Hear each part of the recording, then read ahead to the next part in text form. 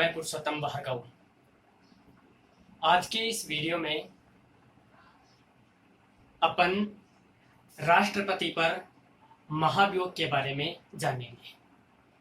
भारत के संविधान के अनुच्छेद 61 में राष्ट्रपति पर महाभियोग का वर्णन किया गया है। संविधान के आर्टिकल 56 अनुच्छेद 56 में राष्ट्रपति का कार्यकाल का वर्णन किया गया है। 56 में राष्ट्रपति के कार्यकाल का वर्णन किया गया है।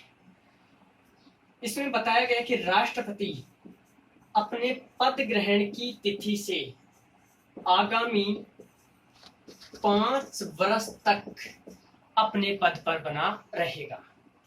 यानी निर्वाचित होता है उस तिथि से उसका कार्यकाल स्टार्ट नहीं होता है। चुनाव होता है उस तिथि से नहीं होता है।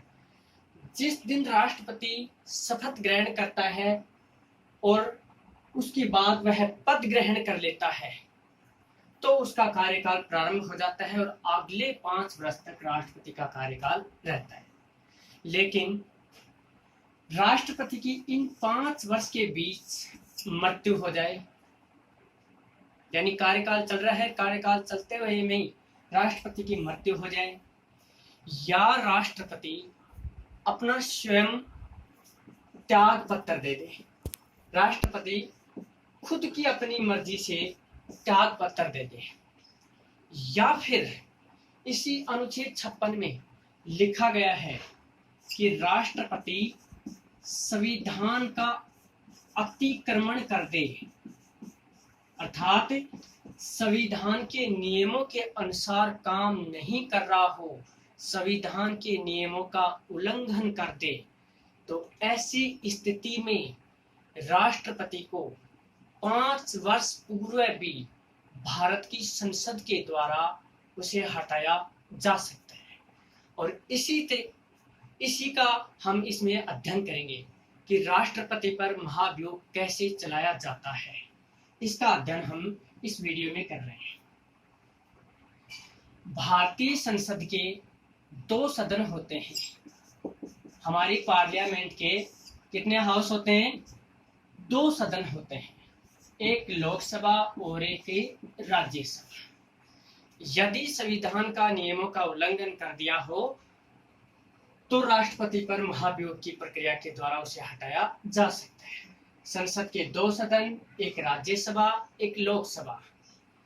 अब महाभियोग चलाने के लिए दोनों ही सदन स्वतंत्र हैं, दोनों को ही समान अधिकार प्राप्त है कि पहले किसी भी सदन में राष्ट्रपति पर महाभियोग लगाया जा सकता है। चाहे पहले राज्यसभा में चलाया जा सकता है, चाहे पहले लोकसभा में चलाया जा सकता है। दोनों को ही समान अधिकार दिया गया है। अब मान लो कि किसी राष्ट्रपति को महाभियोग से हटाया जा रहा है। मान लो पहले लोकसभा में ये महाभियोग का प्रस्ताव रखा जा रहा है, तो इसके 1/4 सदस्य अपना लिखित में प्रस्ताव रखते हैं। यानी जो पहलकर्ता सदन होता है उसके 1/4 सदस्य लिखित में प्रस्ताव रखते हैं और इसकी सूचना 14 दिन पूर्व राष्ट्रपति को दी जाती है। राष्ट्रपति को बताया जाता है कि आपके ऊपर महाभियोग लगाया जा रहा है। इसका निश्चित टाइम होता है कि 14 दिन का समय होना चाहिए, पहले 14 दिन पूर्व इसकी सूचना दी जाती है। उसके बाद जो सदन पहल कर रहा है, जिस सदन में पहले चलाया जा रहा है, उसके 2/3 सदस्य इस महाभियोग के प्रस्ताव को पारित कर देते हैं। पारित होने के बाद यह प्रस्ताव अगले सदन में भेजा जाता है। अब यहाँ पर हम समझ रहे हैं कि दूसरा सदन, अगला सदन कौन सा है? राज्यसभा। राज्यसभा लगाए गए आरोपों की जांच करता है। यानी दूसरा सदन लगाए गए आरोप हैं उनकी जांच करता है। या फिर आरोपों की जांच करवाता है। और आरोपों की जांच किससे करवाता है? सुप्रीम कोर्ट का मुख्य न्यायाधीश, सुप्रीम कोर्ट के मुख्य न्यायाधीश के नेतृत्व में समिति से लगाए गए आरोपों की जांच करवाता है। उसके बाद दूसरा सदन भी अपने 2/3 बहुमत से, यानी दूसरा सदन भी अपने 2/3 बहुमत से इस महाभियोग के प्रस्ताव को पारित कर देता है। तो राष्ट्रपति उसी क्षण अपने पद से हटे जाता है।